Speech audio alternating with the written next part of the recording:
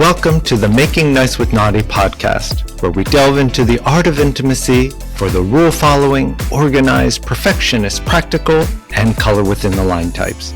I'm your co-host, Dr. Tom Murray, a licensed marriage and family therapist, certified sex therapist, and the author of the book that started it all. Hi, I'm Dr. Frances Robbins, a psychiatric mental health nurse practitioner. My background includes a master's degrees in nursing and international health, along with a doctorate in business administration. We're here to explore the world of intimacy in a way that resonates with even the most structured and detailed-oriented individuals. In Making Nice with Naughty, we uncover the secrets to navigating intimacy for those who thrive on rules, order, and perfectionism. Join us as we discuss practical insights, expert advice, and personal stories that will guide you through the journey of connecting intimately while staying true to your organized and rule-following nature. Whether you color within the lines or prefer a perfectly outlined plan for everything, we've got you covered. So buckle up and get ready to explore the fascinating world of intimacy. With us, Making Nice with Naughty is not just a podcast. It's your guide to a fulfilling and organized love life. This is Making Nice with Naughty. Let's dive in.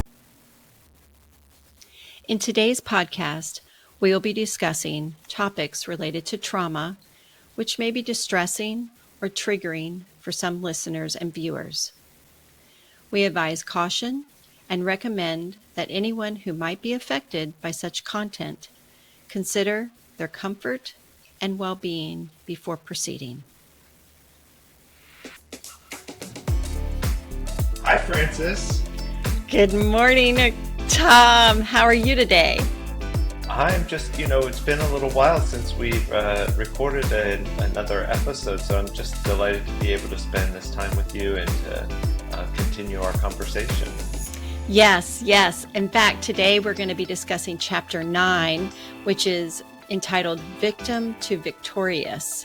And I'm really interested. I think, Tom, this is going to be a two-parter.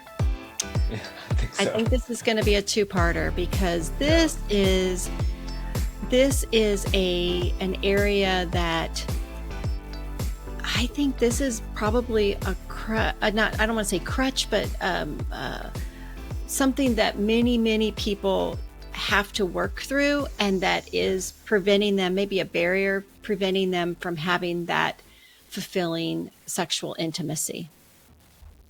Oh, most definitely. In fact, I was just I had a client this past week, for whom their own history related to religion and religious trauma has been impacting their sexual life. And so it certainly does come up a lot, and I think this is going to be one of the real important episodes.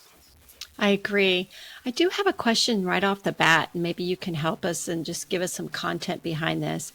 Can you share the inspiration behind focusing on the journey from victim to victorious, particularly for those dealing with the aftermath of sexual trauma? Yeah, so that idea of going from victim to victorious, as we've talked about in many of the other episodes, I love reality. And so I'm looking at what does reality suggest, right? And if someone's coming into my office, the reality is that they've survived everything that has ever happened to them. That they are by their very presence an exemplar of victoriousness, and so reminding them that the evidence, despite what their mind might be telling them, if we just look at the evidence is that they are in fact a survivor, that they're victorious, that they have overcome all that has ever happened to them. That is so empowering. You think about, I enjoy looking at my ancestry, and I enjoy like looking at the DNA reports and seeing, where I come from, and just to take a pause and think, all those things had to happen just in that way, for the outcome to happen that resulted in me, and then all the experiences that I've had in my life to this moment is what is making it possible for me to be here this time with you. That's exactly right. That Yeah. everything that unfolded exactly as it needed to be unfold for you to be here in this moment. And given that this is the only moment that exists, this must be the right moment for you and me. When you speak that in session, Mm. do you offer an opportunity for silence and pause? To me, it seems like that would be the next step, would be just be quiet and have people kind of think about that. It almost sounds like a riddle, you know? It does, but in the sense that, really, as much as people have gone through, and I'm certainly not minimizing what they've done, I'm just saying that even I mean, it's a lot of work just to get to see you, Tom. It's a lot of work for people that they go through to see me as well. There's all these little Mm. hoops and forms and everything they have to complete and then set up their schedule and be there, but they're there, right? And they know that that's the place for them to be. So Mm. I appreciate you saying what you said. That's I really appreciate that. The chapter, it discusses the importance of recognizing and questioning one's thoughts about traumatic experiences. Can you can you elaborate on how this process can facilitate healing? Yeah, so of course the narrator of our life, that ego, right, that voice that we hear in our head, Mm-hmm. has a tendency to want to evaluate things as good, bad, right, wrong, comfortable, uncomfortable, just, unjust. And uh, uh, whatever the what whatever the story is, whatever that voice is telling you, does that voice either move you in the direction you want to go, or does it bog you down and make you feel heavy and slow you down, keeping you from the things that you want in life? And so it's important to evaluate whether the thoughts that your mind is producing are useful, or are they not useful? And when you make that determination that they're not useful, and we've talked about in prior episodes that one way of measuring the usefulness of a thought is whether it's light or heavy, right? If it's heavy, it's likely to be an untrue thought, right? And so uh, uh, questioning, or going through a process of inquiry, what the mind is telling you, is so particularly important, particularly for people who have experienced trauma, because the tendency for a lot of people who have experienced significant trauma is to freeze frame their life at the moment that the traumatic event occurred, right? Mm-hmm. Uh, it's important for my readers and listeners to know is that at the end of the day, we get to define our history. Our history doesn't define us. We get to define our history. Am I going to define myself from this history as I'm a victim, or do I see the reality, which is that, of course, my preference would have been not to have had that experience, but of course I did have that experience, and so uh, that because I'm here now, I must have survived that experience, right? I am victorious over that experience because I am here now. Just as you described a moment ago with your genetic history, right? The reality is that the fact that you're here, every generation that preceded you was genetically successful. They hit a home run because they lived long enough to produce, to have offspring who produce, to have offspring who produce, to have eventually Right. you. Right. Right. What about when you have when I'm thinking about a person who might have multiple traumas, right? It's not just one thing. How do you keep from getting in that place where you just think, well, this is, this is the life that I've been dealt. I'm just, this is the path that I've chosen. I made those decisions. This is what I deserve. And it's just karma for how I behaved. Well, that's very loaded question because there embedded in that question are spiritual or religious implications Mm, um, that I would leave it to people's spiritual or religious advisors to be uh-huh. able Sure. to address. Uh, but life is inherently hard, Mhm. right? Life I is see. inherently hard, and um, in the trauma literature, they talk about big T trauma, little T trauma, right? And kind of big T traumas, the traumas that essentially everyone agrees is just terrible. Going through a hurricane and it demolishing your communities of the Mhm. homes in your community, etc. But then there are these kind of little T traumas that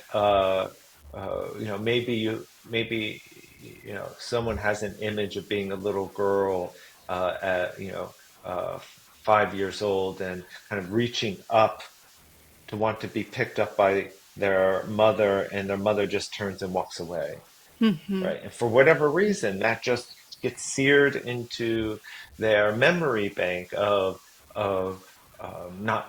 not being lovable enough, right? Not being wanted enough. And Mhm. so people can have these multiple experiences, and there are uh, uh, there are factors that can help us not to become damaged, if you will, from those experiences, such as having just one person to talk to, having just one person who shared Mhm. in a similar experience can be quite powerful. So I think that many of us have these traumas. But what I will add is that most people, Francis, and when I mean most people, I mean 99.999999999% of people do not remember most of their life. If if Absolutely. if I were to ask you what you did on the 10th day after your 10th birthday, you would, if you're like most people, you have no clue, right? But what we do is that we take these moments that have happened, and we weave them together into a story we call my life. And so, what can happen is that their story that they weave together is overrun with these trauma narratives without much of the recognition that a lot has happened in their life that wasn't traumatic, right? But Right. gets not included into the story Mhm. of my life.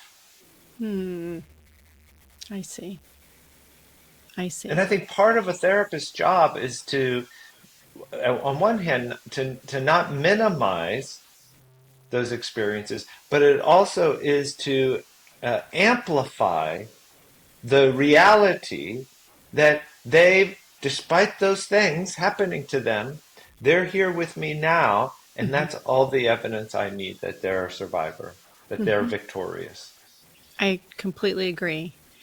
So thinking about in the context of your book, Making Nice with Naughty, How do you define making nice with naughty in the context of overcoming sexual trauma? And why is it particularly challenging for individuals with over controlled temperaments, those OCs? Well, some would argue that trauma may be particularly traumatic, if you will, for OCs because OCs uh, uh, desire safety, security, predictability, right? And traumatic events tend to be the opposite of that, right? So it's like this coming up against the reality that unpredictable things happen, and it sends their world into disarray, which can be, if you're sensitive to that, then the impact of that traumatic event may actually be more intense than it for someone who, you know, was able to adapt to changing realities.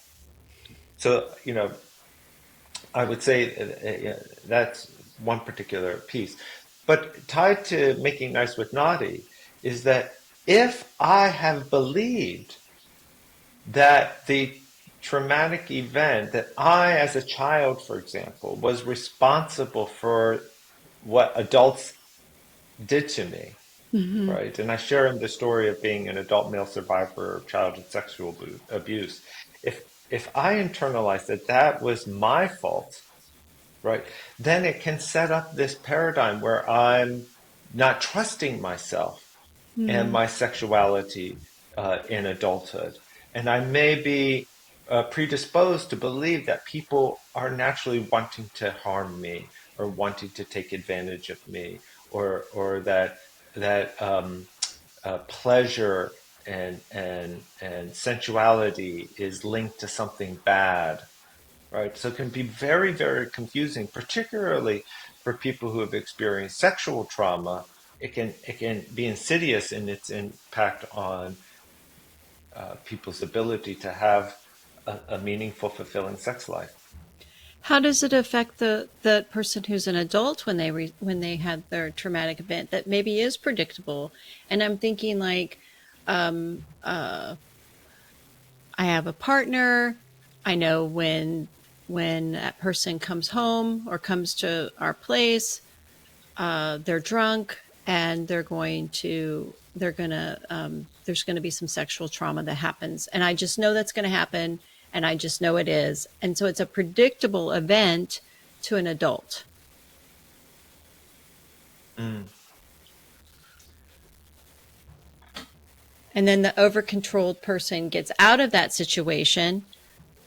Now they've met somebody and they're in a situation where there isn't that mm, that problem. Yet now when intimacy happens, when closeness happens, there's a push away, or this is not what I want to do, and so they have a they they turn away, or they blame themselves for not having a desire to have intimacy with this person that they do care a lot about. mhm, mhm. Well, I think in some ways the over-controlled temperament can be very useful in those situations where someone may be more inclined to take it slowly, Mm-hmm. right, in subsequent relationships. Although I think it's important to uh, uh, underscore that uh, no one is responsible for being sexually assaulted. I don't. People don't Mm-hmm. ask for that, and so in at the same time, there's this ability of the prefrontal cortex, right, um, to cool down, if you will, the limbic system that wants to treat this new relationship as if it were tied to a past relationship, and Mm-hmm. that ability to um, regulate your nervous system so that you can be open to a new healing experience, right? Or to have your body re-experience something that is normal, natural, healthy, Hmm. uh, within a context of a safe relationship. However, what can happen among a lot of people who've experienced sexual trauma is that they're waiting to feel safe and comfortable first Hmm. before they engage sexually with their partner. Hmm. And then they are adamant that their partner wait, and they see that waiting as a sign of respect. You know, if you respect me, you'll wait until I'm ready. And I think that there's some truth to that, but carried to the extreme, what can happen is that the person who's had the traumatic experience, they'll go inside and they'll be searching for any evidence of discomfort, any evidence of anxiety, any evidence of awkwardness, and they're likely going to find it. Because that happens. Yeah, and that's why it's important not to use that as the marker of success, Hmm. Hmm. right? It sounds like they get confused on what, I'm sorry to interrupt you, Tom. They sound like they get confused on having what's a natural response. Mhm. What's that response that's not tied to a sexual traumatic experience. Yeah, yeah, and you know, one might ask themselves, is what my partner asking of me particularly unusual, or would it be quite typical of a partner to ask, right? So, for example, I know that I'm not alone in this, but early in my dating relationship, my partner would come behind me and want to hug me. And Hmm. I would have this freeze response inside, right? Where it was just like, Hmm. right? Um, and I knew that there wasn't anything particularly wrong with someone's Hmm.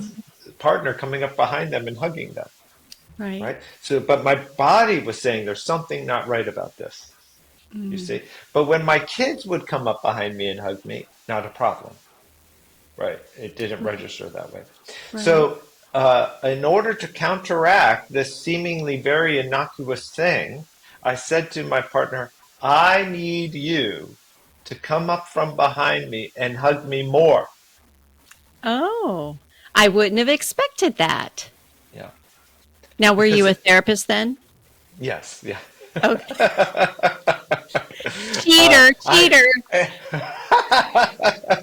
so, you know, because my body needed to learn Right. that this was in fact safe. And if I would have been like, could you stop hugging me from behind? Right? That would just simply more fuel Hmm. that pattern of resistance to Hmm. something that is quite fine. Yes, that is the hallmark of therapy is going towards the uncomfortable and Going towards the amplifying uncomfortable. the more you're uncomfortable, the greater the path you're on. That is the right way. And we many people and I think would take the opposite approach in if they haven't had therapy or weren't a therapist in Yeah. that it's just natural if you're doing something that is uncomfortable, bad, or hurts you or some way and you not really, your avoidance of that. So Yes. many people would say either cringe and start crying and don't touch me, don't hug me like that, that's how, and then they might overshare Right.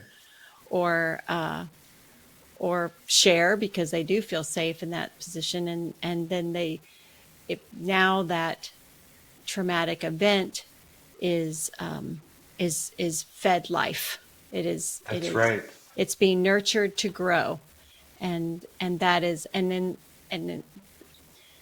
but if but the person who's going through that does not want this to continue, does not want this to grow. So they're just kind of at this, they don't know what to do. And that's the natural thing. Don't do those things to me. So I think that's Yeah. really important for people to realize if there's something that's happening to them in a safe place, makes sense, but it reminds them or it brings them back to that traumatic event. Don't get those two things confused. It's not the same thing. Yes. It's not the That's same right. thing. Yes. And that reminds me of two things. One is that old adage of everything that you ever really wanted in life is found on the other side of comfort. Found on the other side of Mm-hmm. comfort. And when you can lean into it, then you're more likely to have more of what you want. And the second piece is that the mind wants to convince us that our past haunts us. I'm having this response to my partner now because my past is haunting me, Yeah. right? But that is not possible. Mm-mm. We haunt the past. I agree. So I might have I might have a memory that I'm aware, I notice, right, of something that happened in the past, and I am faced with an option. Do I want to go and lasso that memory and be dragged through the mud, the dirt, the rocks, the bushes, Mhm. or do I just let go of the rope? The memory can be there, but I am here. That event is not here, it's there. I am here with this person right now. I might have the thought here, right? I might even share with my partner, and I would recommend this. I might share with my partner, hey, I'm aware of this thought, this memory, right? And I know that you're a safe person for me. And so you might notice me being a little off in this moment, but it's important for my body to learn that this is safe, right? I And agree. I will let you know if it gets too much for me. But right now, would you be willing to kind of walk with me through this? Yeah, that would be I'm assuming it would be kind of tough for an over-controlled person to do that because they would be exposing their vulnerability, Yes. having not sure what the other person might say, right? So in the with the over-controlled person, who maybe that isn't even considered an option, how do they work through this? How do they work When you through say it's not, that it may well, not I be, mean, they may not perceive it as a viable option in their situation. They haven't seen you, they don't know therapy, they've just reading the book and you're saying, well, tell them to share this with you and they're like, nope, nope, nope, nope. Is there any other way or does it have to happen that way for them uh, to seek resolution or overcome this? yeah, I mean, to me, it just boils down to how workable is the belief that there's no other option, right? How workable is that relative to their wanting to have a meaningful, fulfilling sex life? You know, to say it differently, Okay. You're so good at that. who who is made right relative to this abusive history? Who is made right by the victim continuing to have an unfulfilling sex life? Who is made right? The only person that is made right is the perpetrator. So every time I continue resisting the healing, every time that I maintain a philosophy, a behavior that perpetuates this problematic sexual relationship, that perpetrator is made right. And if I want to reclaim my divine inheritance to have a meaningful, fulfilling sex life, then I have to be willing to make that person wrong. That saying, the best revenge is a well-lived life. that Mm, I'm going to reclaim what I know is mine. And so I'm almost inviting that making nice with naughty. Be a little naughty, be a little angry. mm-hmm, Right? mm-hmm. Anger can be a very powerful motivator to propel us toward what we want. Right? But not, don't make it this person who you purport to love. Don't make it their burden.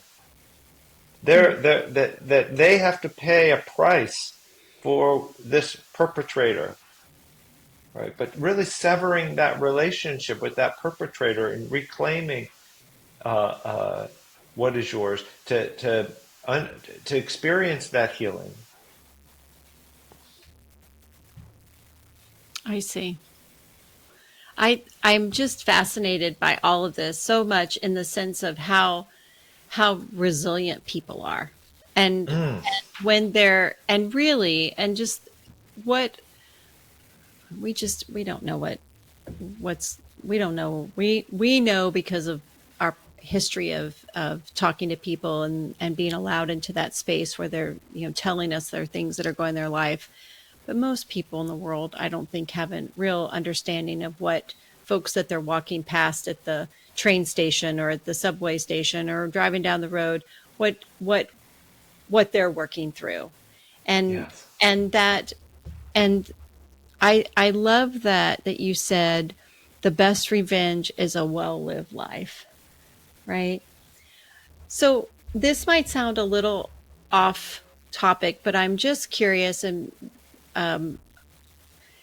in that when we're talking about trauma in relation to making ice with naughty, in relation to your book, is it always sexual trauma,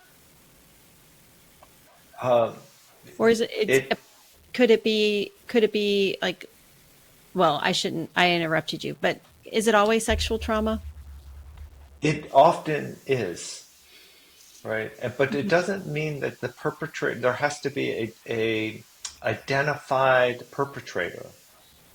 For example, in the context of the purity movement, where people's were brought up in conservative religious environments, and they were given a message that sex was a sin unless you were married, that boys and men only want one thing, God's always watching you, uh, all of this kind of this Mhm. The messages that they were program, receiving. the messages, thank you, Mhm. that made someone very anxious about sex and sexuality. Well, no one was physically perpetrating against them. But what happens that I found in my practice is that for some of these young adults that were told sex is bad, sex is bad, sex is bad, unless you're married, right? And then they stand in front of the altar and they say "I do" to their Mhm. bride or groom, and then all of a sudden, sex is supposed to be a holy endeavor, that it's sanctified, that it's good. That is a switch that is very hard for people to just flip, right?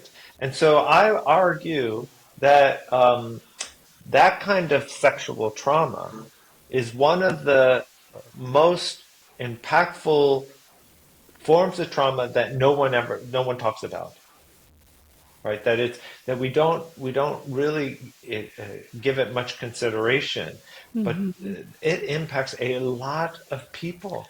I bet. And I would argue that OCs in particular Oh yeah. are impacted by it because their propensity to want order, to want rules, to want guardrails, to Mhm. want to know that if I do X, Y, and Z, I'll be safe, secure, comfortable. Right? That's what a lot of religion, you know, provides. That's this kind of it, it it reduces ambiguity by giving you clear rules in how to live, and you want to do it. You want to be good. You don't want to be naughty. Right? So I told my kids to wait till they were married.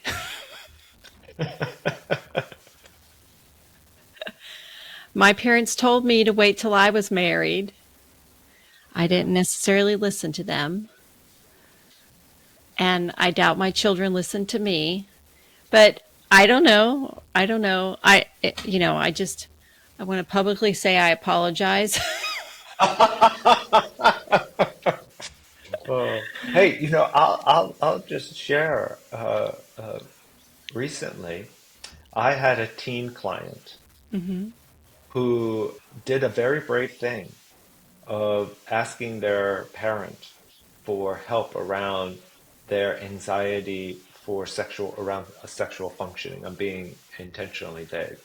And their parents facilitated their teenager to see me. Oh, that's And wonderful. oh my gosh, Hmm. I just was instantaneously in love with these parents. Yeah, yeah, yeah. You know, that it wasn't a conversation of you shouldn't be doing this, right? But they recognized that their child was in pain Mhm, around their anxiety related to their mhm, sexual functioning. And they recognize that, they don't have total control over their child. And if they can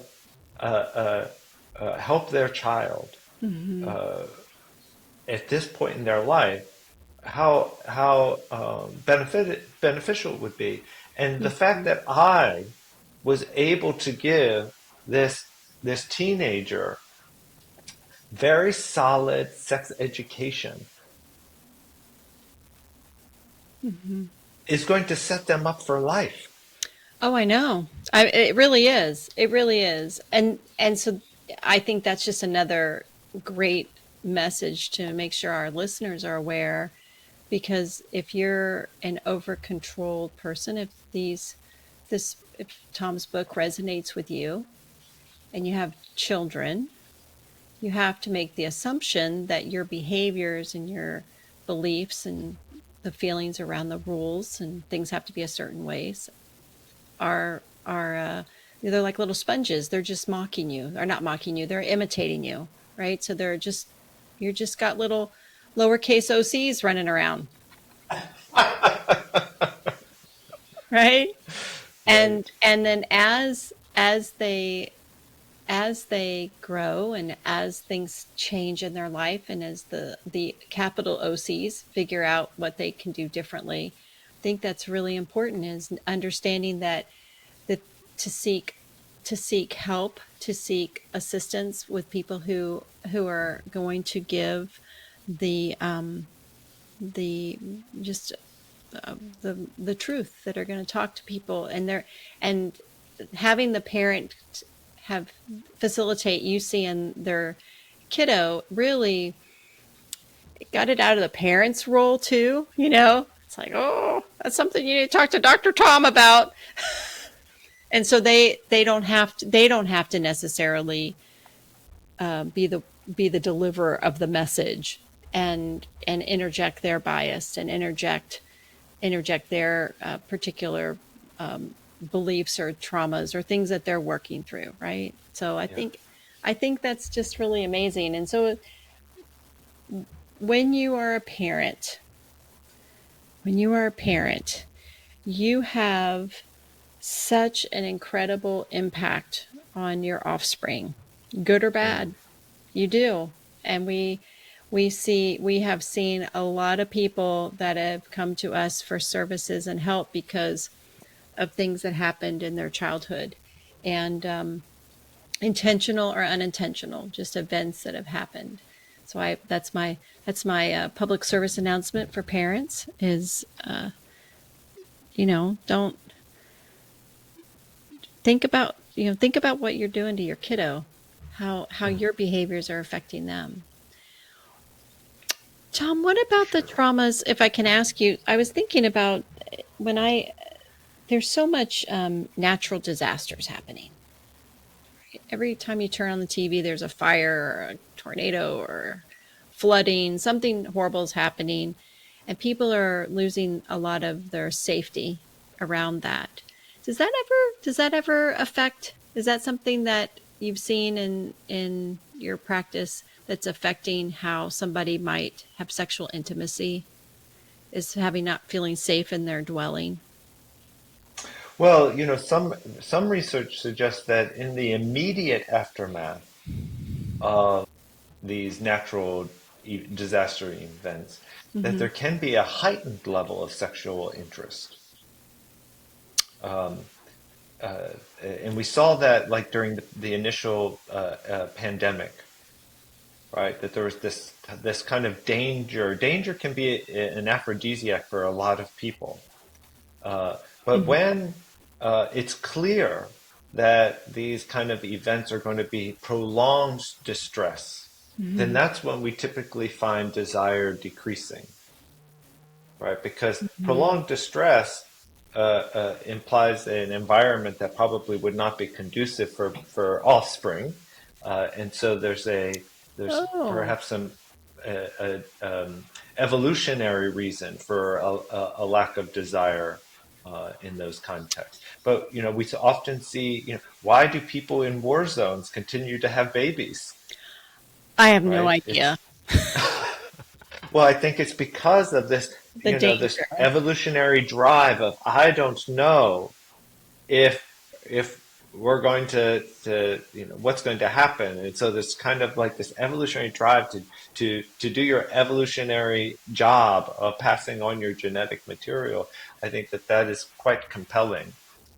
But I also think sex is fun. Sex is a stress reliever, and Hmm. for a lot of people, if they can just suspend the realities of crazy world happening around them just for that moment of Hmm. being like I am in this with someone else, Hmm.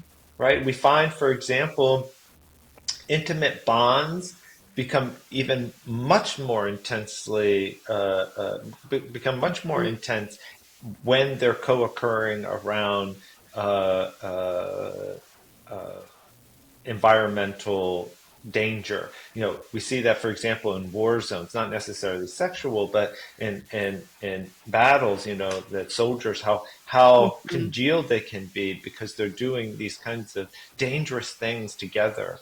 Um, uh, it's a really quite remarkable. Well, I thought that the reason for all the babies after COVID was because people were bored and in their house. All that lockdown.